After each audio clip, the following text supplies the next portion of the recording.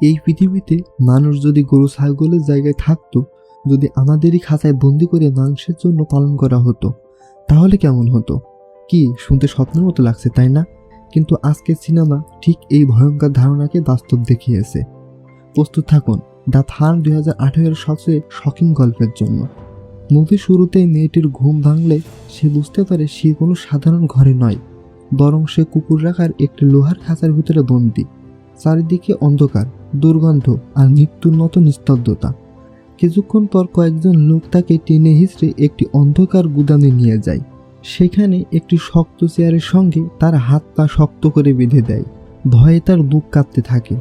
সে ভাবতে থাকে হয়তো এবার তাকে মেরে ফেলা হবে, কিন্তু তার জন্য এর চেয়েও ভয়ঙ্কর পরিণতি অপেক্ষা করছিল, যা মৃত্যুর চেয়েও অনেক বেশি ভয়ঙ্কর। একজন নারী জোরপূর্বক তার শরীরে একটি ইনজেকশন প্রয়োগ করে, যাতে তার ইচ্ছার বিরুদ্ধে তাকে গর্ভবতী করা যায়। সেই জায়গায় বন্দি থাকা নারীদের মানুষ হিসেবে নয়, বরং দুধ উৎপাদনকারী জীবন্ত যন্ত্রের মতো ব্যবহার করা হতো।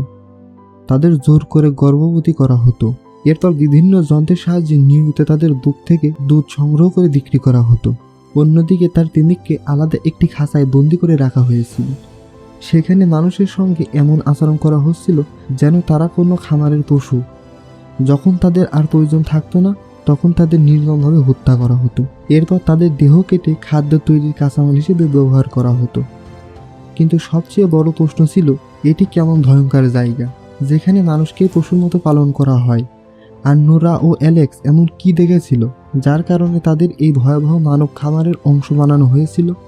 এই সব প্রশ্নের উত্তর জানতে হলে আমাদের গল্পের শুরুতে ফিরে যেতে হবে। গল্পের শুরু হয় নোরা ও অ্যালেক্স নামের এক তরুণ প্রেমিক প্রেমিকাকে নিয়ে। ছুটি কাটানোর উদ্দেশ্যে তারা নিজেদের গাড়ি নিয়ে একটি নির্জন গ্রামীণ এলাকার মধ্যে দিয়ে ভ্রমণ করছিল। দীর্ঘ পথ চলার সময় হঠাৎ নোরার বাথরুমে যাওয়ার প্রয়োজন হয়। তার কথা শুনে অ্যালেক্স রাস্তার পাশে বহুদিন ধরে বন্ধ পড়ে থাকা একটি দোকানের সামনে গাড়ি থামায়। আশেপাশে আর কোনো উপায় না থাকায় নোরা দোকানের পিছনের দিকে চলে যায়। সেখানে গিয়ে তার চোখে পড়ে একটি পুরনো মানিব্যাগ এবং কিছু ছেঁড়া ফোটা কাপড়। এগুলো কার সে বুঝতে পারে না। বিষয়টি খুব একটা গুরুত্ব না দিয়ে সে কাছেই পড়ে থাকা এক নীল ত্রিপলের পাশে বসে। ঠিক তখনই তার চোখে পড়ে একেবারে পাশে পড়ে থাকা একটি মানুষের শুকিয়ে যাওয়া খুলি। দৃশ্যটি দেখে সে মুহূর্তের জন্য আতঙ্কিত হয়ে পড়ে, তবে নিজেকে শান্ত করে দ্রুত গাড়িতে ফিরে আসে। গাড়িতে বসেই নোরা অ্যালেক্সকে সেখানে থাকা অদ্ভুত জিনিসগুলোর কথা জানায়, কিন্তু অ্যালেক্স বিষয়টিকে খুব একটা গুরুত্ব দেয় না। সে বলে হয়তো কেউ নিজের পুরনো জিনিসপত্র সেখানে ফেলে গেছে। এরপর তারা আবার তাদের যাত্রা শুরু করে। কিছু দূর যাওয়ার পরে রাস্তার পাশে একটি বিকল গাড়ির পাশে দাঁড়িয়ে থাকা এক বৃদ্ধ মহিলার সঙ্গে তার দেখা হয়।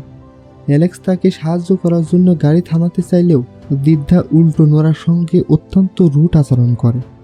পরিস্থিতি অস্বস্তিকর হয়ে উঠলে তারা আবার সময় নষ্ট না করে সেখান থেকে চলে যাওয়ার সিদ্ধান্ত নেয়। আরও কিছু দূর এগোনোর পর তাদের দুজনের প্রচণ্ড ক্ষুধা লাগে, তাই রাস্তার ধারে একটি ছোট্ট রেস্টুরেন্টে খাওয়ার জন্য থামে। অর্ডার দেওয়ার পর তারা খাবারের জন্য অপেক্ষা করতে থাকে। ঠিক তখনই অ্যালেক্স লক্ষ্য করে রেস্টুরেন্টের এক কোণে বসে থাকা একজন অচেনা লোক এক দৃষ্টিতে তাদের দিকে তাকিয়ে আছে। লোকটি একেবারের জন্য চোখ ফেরাচ্ছিল না। বিষয়টি অ্যালেক্সের ভালো লাগেনি। তার রাগ হলেও সে কোনো ঝামেলায় জড়াতে চাচ্ছিল না, তাই লোকটিকে উপেক্ষা করে নিজের বার্গার খেতে শুরু করে। খাওয়া শেষ করে যখন নোরা ও অ্যালেক্স বাইরে বের হতে যায়, তখন সেই রহস্যময় লোকটি হঠাৎ সামনে এসে দাঁড়ায়। কোনো অনুমতি ছাড়াই সে নোরার হাত শক্ত করে ধরে ফেলে এবং এমন কিছু কথা বলে যা মুহূর্তের মধ্যে পুরো পরিবেশটাকে ভয়ঙ্কর উত্তেজনাপূর্ণ করে তোলে। কোনো রকমে নিজেদের ছাড়িয়ে নিয়ে তারা দ্রুত সেখান থেকে বেরিয়ে আসে এবং আবার যাত্রা শুরু করে। কিছু দূর যাওয়ার পর তারা বুঝতে পারে তাদের গাড়ির পেট্রোল প্রায় শেষ হয়ে এসেছে। বাধ্য হয়ে তারা কাছের একটি পেট্রোল পাম্পে গাড়ি থামায়।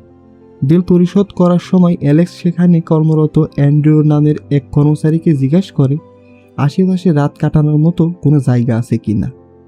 অ্যান্ড্রিউ জানায় খুব বেশি দূরে নয়, একটি সস্তা থাকার জায়গা রয়েছে। বিল মিটিয়ে তারা আবার গাড়িতে উঠে রওনা দেয়, কিন্তু তারা বুঝতেই পারেনি অ্যান্ড্রিউ কাছে জ্বালানার আড়াল থেকে গভীরভাবে তাদের চলে যাওয়া দেখছিল, যেন সে তাদের সম্পর্কে কোনো বিশেষ বিষয় লক্ষ্য করেছে। পথে অ্যালেক্স সিদ্ধান্ত নেয় তারা অ্যান্ড্রিওর বলা সেই জায়গাতেই রাত কাটাবে, কারণ দীর্ঘক্ষণ গাড়ি চালাতে চালাতে সে ভীষণ ক্লান্ত হয়ে পড়েছে। কিন্তু নোরা এই সিদ্ধান্তে মোটেও স্বস্তি পাচ্ছিল না। তার মনে অদ্ভুত এক অশনি সংকেত কাজ করছিল। সে বারবার অনুভব করছিল জায়গাটি বাইরে থেকে যতটা স্বাভাবিক দেখাচ্ছে, ভেতরে হয়তো ততটাই ভয়ঙ্কর। সেখানে থাকা ঠিক হবে না। অ্যালেক্স তাকে বোঝানোর চেষ্টা করে। সে বলে, কোনো বিশ্রাম না নিয়ে যদি সে এভাবে গাড়ি চালিয়ে যেতে থাকে তাহলে বড় ধরনের দুর্ঘটনা ঘটতে পারে। অনেকক্ষণ বোঝার পর শেষ পর্যন্ত নোরা রাজি হয়। কিন্তু নির্জন সেই থাকার জায়গায় পৌঁছানোর সঙ্গে সঙ্গে নোরার অস্বস্তি আরও বেড়ে যায়।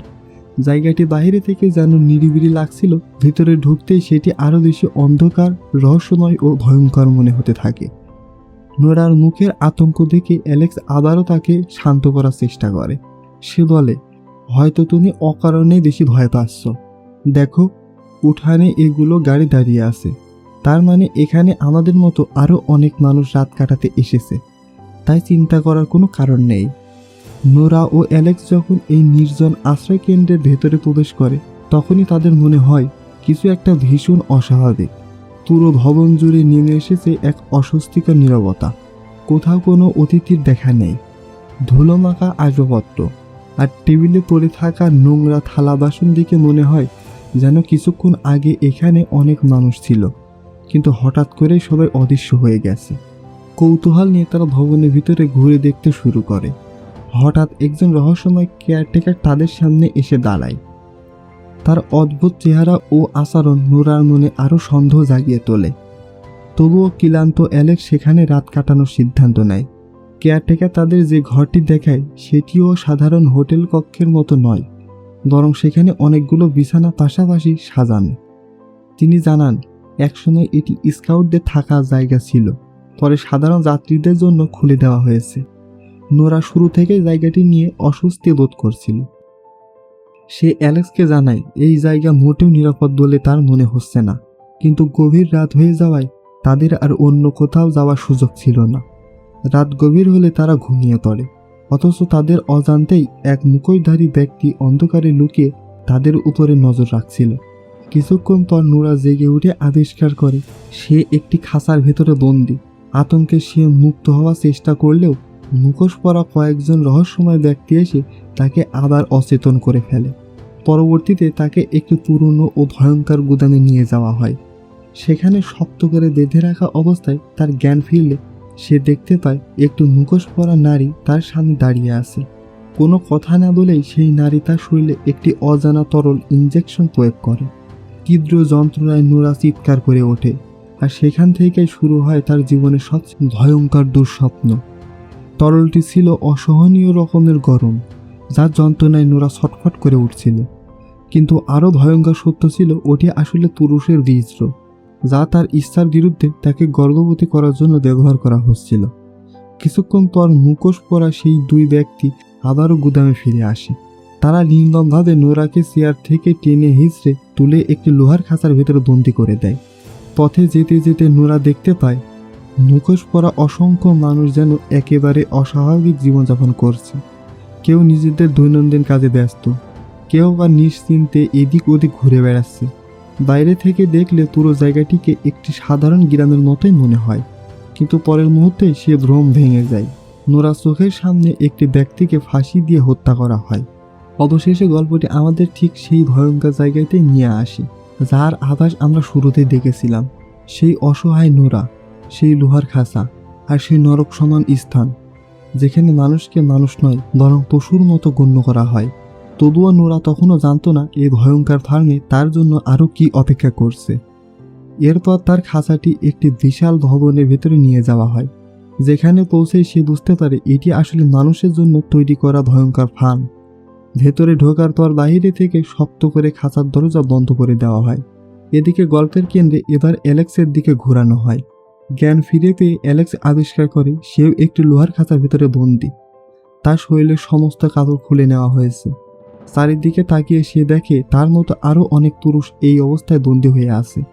ধীরে ধীরে তার কাছে পরিষ্কার হয়ে যায় পুরো ফার্মটি দুই ভাগে বিভক্ত। এক অংশে নারীদের আটকে রাখা হয়, আর অন্য অংশে বন্দি করে রাখা হয় অ্যালেক্সের মতো পুরুষদের। কয়েক মিনিটের মধ্যেই মুখোশ পরা 3জন লোক সেখানে এসে হাজির হয়। কোনো সতর্কতা ছাড়াই তারা এক বন্দির কাছে গিয়ে চরম নিষ্ঠুরভাবে সঙ্গে সঙ্গে তাকে হত্যা করে।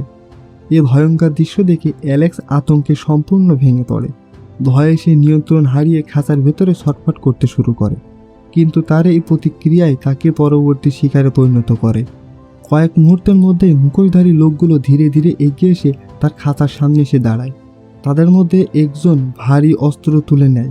কোনো রকম দ্বিধা না করে সে নির্মমভাবে অ্যালেক্সের মাথায় আঘাত করে। ভয়াবহ সে আঘাতের কারণেই অ্যালেক্সের সেখানে মৃত্যু হয়। অ্যালেক্সের মৃত্যুর পর বাকি বন্দীদের এমন একটি কক্ষে নিয়ে যাওয়া হয় যেখানে মানুষের দেহকে ঠিক পশুর মাংসের মতো টুকরো টুকরো করে প্রক্রিয়াজাত করা হতো। এই ভয়ঙ্কর প্রক্রিয়া শুরু হওয়ার আগে বন্দীদের কাছে থাকা সব মূল্যবান জিনিসপত্র কেড়ে নেওয়া হয়। তাদের হাত ঘড়ি, মানিব্যাগ, আংটি এবং ব্যক্তিগত সব জিনিসপত্র এক জায়গায় জমা করা হয়। এরপর শূকরের মুখোশ পরা এক ব্যক্তির হাতে একটি বড় প্লাস্টিকের ব্যাগ তুলে দেওয়া হয়। বাইরে থেকে এটিকে সাধারণ আবর্জনার ব্যাগের মতোই দেখাচ্ছিল, কিন্তু তার ভিতরে ছিল মানুষের দেহের বিভিন্ন অংশ। লোকটি ব্যাগটিকে নিয়ে এমন স্বাভাবিকভাবে তুলে নিয়ে চলে যায় যেন এটি তার প্রতিদিনের রুটিন। সবচেয়ে ভয়ঙ্কর বিষয় ছিল গ্রামের অন্য মানুষগুলো এসব দৃশ্য দেখে কোনো প্রতিক্রিয়া দেখায় না। মনে হচ্ছিল মানুষের হত্যা আর তাদের দেহ টুকরো টুকরো হয়ে যাওয়া দৃশ্য তাদের কাছে একেবারেই স্বাভাবিক ব্যাপার। কিছুক্ষণ পর সেই শূকরের মুখোশ পরা ব্যক্তি তার এক সঙ্গীকে নিয়ে নতুন ধরা বন্দীদের ভর্তি একটি খাঁচা অন্য জায়গায় সরিয়ে নেয়। এরপর সে সেই ব্যক্তিদের কাছে যায় যিনি পুরো ফার্মের দায়িত্বে ছিল। তিনিই সেই কেয়ারটেকার যার আশ্রয় কেন্দ্রে নোরা ও অ্যালেক্স আগের রাত্রে উঠেছিল। গল্প সহজ রাখার জন্য তাকে আমরা সহজ মানুষ হিসেবে উল্লেখ করব। সহজ মানুষ প্রথমেই রাতের খাবারের প্রস্তুতির খোঁজ খবর নেয়। এরপর সে তাদের লোকজনকে সঙ্গে নিয়ে রান্নাঘরে যায় যাতে নিশ্চিত হতে পারে সব প্রস্তুতি ঠিকঠাক মতো চলছে। সেখানে গিয়ে সে রাঁধুনিকে বিশেষভাবে নির্দেশ দেয়, কারণ সেদিন রাতে গুরুত্বপূর্ণ অতিথি আসবে এবং তাদের জন্য সর্বোচ্চ মানের খাবার প্রস্তুত রাখতে হবে। কিছুক্ষণ পর সহজ মানুষের কাছে তার উপরের থেকে ফোন আসে। ফোন শেষ হতেই সে শূকরের মুখোশ পরা লোকটির কাছে গিয়ে জানায় তাদের বস আজ রাত নিজেই এখানে আসবেন। সে সঙ্গে সঙ্গে নির্দেশ দেয় বসকে স্বাগত জানাতে বিশেষ ভোজনের ব্যবস্থা করতে হবে। এরপর তারা দুজন নারীদের রাখা অংশের দিকে তাকায়। সেখানেই এই জায়গার সবচেয়ে ভয়ঙ্কর সত্য প্রকাশ পায়। সেখানে বন্দী নারীদের মানুষ হিসেবে নয়, বরং দুধ উৎপাদনের যন্ত্র হিসেবে ব্যবহার করা হচ্ছিল। তাদের জোরপূর্বক গর্ভবতী করা হতো। এরপর বিভিন্ন যন্ত্রের সাহায্যে নিয়মিত তাদের বুকের দুধ সংগ্রহ করা হতো। তখনই স্পষ্ট হয়ে যায় নোরার সঙ্গে যা করা হয়েছিল তার প্রকৃত উদ্দেশ্য কী ছিল। এটি শুধুমাত্র মানুষের খাবার ছিল না, বরং মানুষের শরীরকে নির্মমভাবে শোষণ করার এক ভয়াবহ কারখানা। সে বন্দিশালার এক কোণে এক নারী তার নবজাতক সন্তানকে কোলে নিয়ে বসেছিল। ঠিক তখনই শূকরের মুখোশ পরা লোকটি তার কাছে এসে কোনো দয়া না দেখিয়ে শিশুটিকে মায়ের কোল থেকে ছিনিয়ে নেয়। সেই শিশুটিকে ওজন মাপার টেবিলে শুইয়ে দেয়। ওজন নেওয়ার কাজ শেষ হওয়ার সঙ্গে সঙ্গে নিষ্ঠুরভাবে শিশুটির জীবন শেষ করে দেওয়া হয়। এরপর ছোট্ট দেহটিকে এমনভাবে আবর্জনার পত্রে ফেলে দেওয়া হয় যেন তার কোনো মূল্যই ছিল না। নিজের চোখের সামনে এই ভয়াবহ দৃশ্য দেখে সেই মা অসহায়ের মতো নীরবে কাঁদতে থাকে। নিষ্ঠুর সে বাস্তবতার বিরুদ্ধে তার কিছুই করার ছিল না। এরপর সেই সহজ মানুষ তার লোকদের নির্দেশ দেয় যত দুধ সংগ্রহ করা হবে সব রান্নাঘরে পৌঁছে দিতে হবে যাতে রাতের খাবারের প্রস্তুতি শুরু করা যায়। তারা চলে যাওয়ার পর পেট্রোল পাম্পের সেই কর্মচারী অ্যান্ড্রিও চুপচাপ সেখানে প্রবেশ করে। সে একটি বোতল তুলে নিয়ে এক নিঃশ্বাসে দুধ পান করে ফেলে, কিন্তু পরের মুহূর্তেই তার আচরণ সম্পূর্ণ বদলে যায়। সে নিয়ন্ত্রণ হারিয়ে বন্দী নারীদের উদ্দেশ্যে অকারণে চিৎকার করতে শুরু করে এবং তাদের গালাগালি করতে থাকে। তার এই অস্বাভাবিক আচরণ পুরো পরিবেশটাকে আরও আতঙ্কজনক করে তোলে।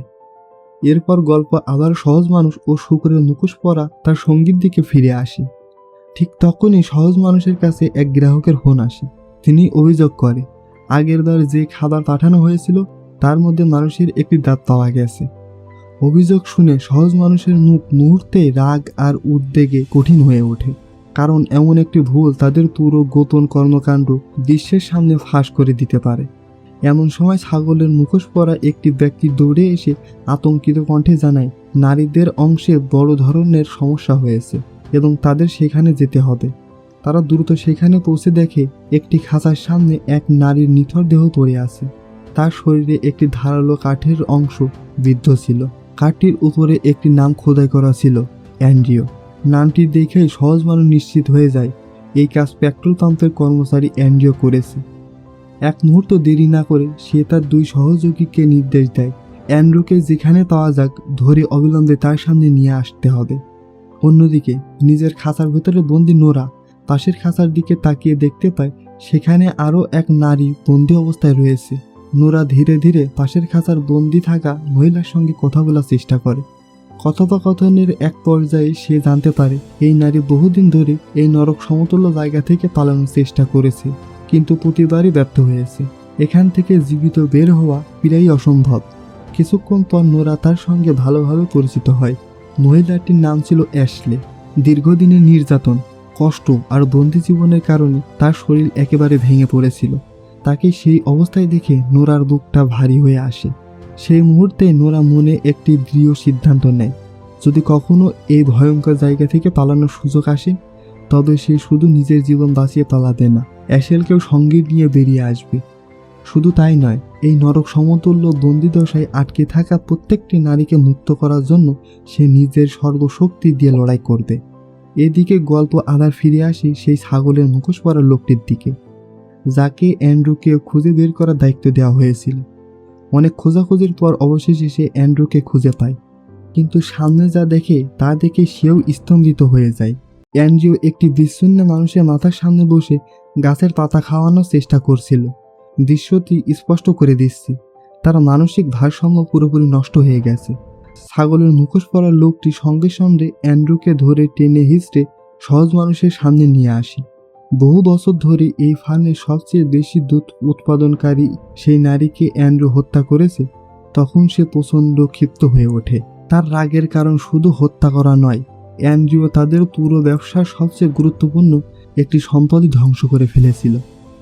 শাস্তি হিসেবে সহজ মানুষ অ্যান্ড্রুকে বন্দি পুরুষের খাবার বিতরণের দায়িত্ব দেয়, তবে তাকে নজরদারিতে রাখার জন্য শূকরের মুখোশ পরা একজন লোককেও সঙ্গে পাঠানো হয়।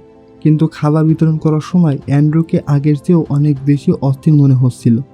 হঠাৎ তার হাত থেকে খাবারের ধরা প্লেটটি পড়ে যায়, আর পরের মুহূর্তেই সে সেখান থেকে দৌড়ে পালিয়ে যায়। শূকরের মুখোশ পরা লোকটি তাকে ধরার চেষ্টা করছিল। কিছুক্ষণ পরে অবশ্য অ্যান্ড্রু নিজের হাতে কিছু গাছপালা নিয়ে আবার সহজ মানুষের সামনে ফিরে আসে।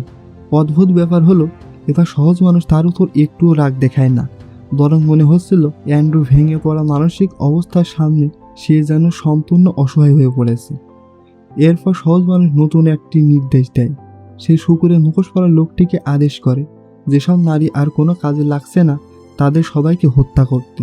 আদেশ পাওয়ার সঙ্গে সঙ্গে লোকটি তার 2 সহযোগীকে নিয়ে নারীদের বন্দিশালার দিকে এগিয়ে যায়। এই দৃশ্য দেখে নোরার বুক কেঁপে ওঠে। তার চোখের সামনে কিছুক্ষণ আগে যার সঙ্গে সে কথা বলছিল সেই অসহায় নারীকে খাঁচা থেকে টেনে বের করা হয়। এরপর কোনো দয়া না দেখে তাকে হত্যা করা হয়। মৃত্যুর পর তার দেহ সরাসরি সেই কক্ষে নিয়ে যাওয়া হয় যেখানে মানুষের দেহ প্রক্রিয়াজাত করে খাদ্য হিসেবে রপ্তানি করা হতো। নিজের চোখের সামনে এমন ভয়াবহ হত্যাযজ্ঞ দেখে নোরা গভীরভাবে মানসিক আঘাতে নিস্তব্ধ হয়ে যায়। ভয়ে তার শ্বাস প্রশ্বাস দ্রুত হয়ে ওঠে।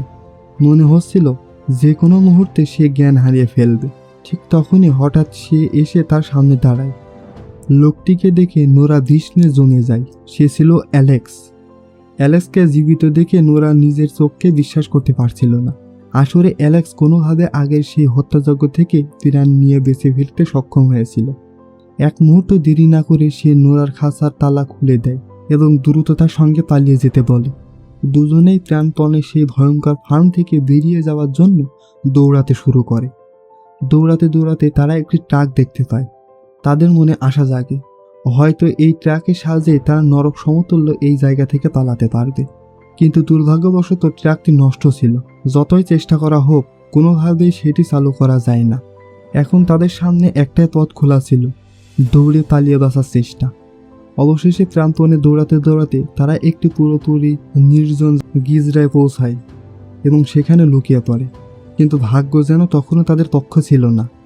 কিছুক্ষণ পর মুখোশ পরা একজন লোক তাদের পায়ের ছাপ খুঁজে পায়। বুঝতে পারে যে শিকারীরা তাদের খুব কাছাকাছি চলে এসেছে। নোরা ও অ্যালেক্স আবারও জীবন বাঁচানোর নড়িয়া চেষ্টা শুরু করে। তারা সর্বশক্তি দিয়ে সেই নির্মম মুখোশধারীদের হাত থেকে পালাতে থাকে, কিন্তু তাদের এই পালিয়ে বেড়ানো বেশিক্ষণ স্থায়ী হয় না। জঙ্গলের ভেতর দিয়ে দৌড়ানোর সময় হঠাৎ অ্যালেক্সের পা মাটির নিচে লুকিয়ে রাখা একটি ভাল্লুক ধরা লোহার ফাঁদে আটকে যায়। ফাঁদের ধারালো দাঁত তার পা এত করে চেপে ধরে যে তীব্র যন্ত্রণা সে চিৎকার করে মাটিতে লুটিয়ে পড়ে। আঘাত এতটাই গুরুতর ছিল যে তার পক্ষে আবার উঠে দাঁড়ানো প্রায় অসম্ভব হয়ে পড়ে। দৌড়ে পালানোর কথা তো দূরের ব্যাপার। নোরা আতঙ্কিত হয়ে প্রান্তরে ফাঁদটি খুলে অ্যালেক্সকে মুক্ত করার চেষ্টা করে, কিন্তু অ্যালেক্স তখন বুঝে গিয়েছিল তার আর বেঁচে ফেরার কোনো আশা নেই। সে নোরার দিকে তাকিয়ে বলে যেন সে আর এক মুহূর্ত দেরি না করে এখান থেকে পালিয়ে যায়। অসহায় নোরা ভরাক্রান্ত হৃদয়ে অ্যালেক্সকে সেখানেই রেখে এক সময়ে এগিয়ে যেতে বাধ্য হয়। কয়েক মুহূর্তের মধ্যে ফার্মের মুখোশধারী লোকরা সেখানে পৌঁছে যায়। অসহায় অবস্থায় পড়ে থাকা অ্যালেক্সের কাছে গিয়ে তারা কোনো দয়া না দেখিয়ে একটি বড় পাথর তুলে নেয়। এরপর নির্মমভাবে সেই পাথর দিয়ে তার মাথায় আঘাত করে তাকে হত্যা করে।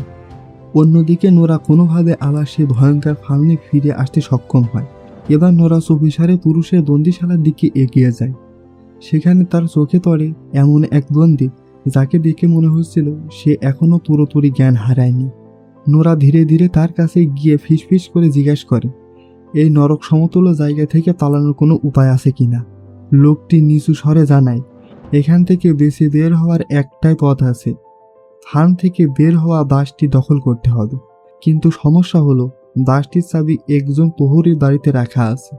কথাটা শুনে নোরা নিঃশব্দে মাথা নাড়ে। ঠিক তখনই তার মনে পড়ে অ্যাশেলকে দেওয়া তার প্রতিশ্রুতির কথা। সে প্রতিজ্ঞা করেছিল যদি কখনো সে এখান থেকে বের হতে পারে তাহলে অ্যাশেলকেও সঙ্গে নিয়ে যাবে। নোরা বুঝে গিয়েছিল সে যদি পালায় তবে একা নয়, সে আবার নারীদের বন্দিশালার দিকে ফিরে আসে এবং অ্যাশেলকে বলে তারা দুজনে একসঙ্গে এখান থেকে পালানোর চেষ্টা করবে। এরপর দুজনে নিঃশব্দে ফার্মের এক পাশে দাঁড়িয়ে থাকা বাসটির দিকে দৌড়ে যায়। কিন্তু বাসের কাছে পৌঁছেই নোরার মাথায় বাজ পড়ার মতো অবস্থা। সে বুঝতে পারে বাসের চাবি আনতেই সে ভুলে গেছে। অন্য কোনো উপায় না দেখে সে অ্যাশেলকে বলে সে যেন এখানেই লুকিয়ে অপেক্ষা করে, আর নিজের সমস্ত ঝুঁকি নিয়ে আবার সে বাড়ির দিকে ফিরে যায় যেখানে চাবিটি রাখা ছিল। প্রতিটি পদক্ষেপে ধরা পড়ার আতঙ্ক ছিল, তবুও সাহস হারায় না। অবশেষে সে কোনোভাবে বাসের চাবি সংগ্রহ করতে সক্ষম হয়। তারপর প্রাণপণে দৌড়ে আবার বাসের কাছে ফিরে আসে। নোরা দ্রুত ড্রাইভারের আসনে বসে বাস চালু করার চেষ্টা করে, কিন্তু ঠিক তখনই সে আর অ্যাশেল পিছনে তাকিয়ে জমে যায়। বাসের প্রত্যেকটি আসনে আগে থেকে মুখোশ পরা ফার্মের লোকগুলো নীরবভাবে বসেছিল। কেউ একটি কথাও বলছিল না। তাদের নিস্তব্ধ উপস্থিতি যেন জানিয়ে দিচ্ছিল নোরা এতদূর পর্যন্ত আসবে এটা তারা আগেই জানত। তারা শুধু তার অপেক্ষাতেই ছিল। সেই মুহূর্তে নোরা ও অ্যাশেল বুঝে যায় আর পালানোর কোনো পথ খোলা নেই। শেষ দৃশ্যে দেখা যায় একটা লম্বা ডাইনিং টেবিল বিশেষ এক ভোজনের জন্য সাজানো হয়েছে। টেবিলের ঠিক মাঝখানে দুই নারীর সম্পূর্ণ দেহ ভুনা অবস্থায় প্রধান খাবার হিসেবে পরিবেশন করা হয়েছে। ছবিতে তাদের পরিচয় সরাসরি বলা না হলেও সহজে বোঝা যায় সেগুলো নোরা ও অ্যাশেলের দেহ। এর মধ্যে দিয়েই প্রকাশ পায় সবচেয়ে ভয়ঙ্কর সত্যি, সেই মানব খাবার থেকে আজ পর্যন্ত কেউ জীবিত পালাতে পারেনি। আর এই শিউরে ওঠা পরিণতির মধ্যে দিয়েই শেষ হয়ে যায় আমাদের আজকের মুভি দ্য ফার্ম। তো কেমন লাগলো আজকের মুভিটি? ভালো লাগলে অবশ্যই একটা লাইক দিয়ে আমাদের পাশে থাকতে ভুলবেন না। তো দেখা হচ্ছে আগামী কোনো ভিডিওতে। ততক্ষণ পর্যন্ত ভালো থাকুন, সুস্থ থাকুন। আল্লাহ হাফেজ।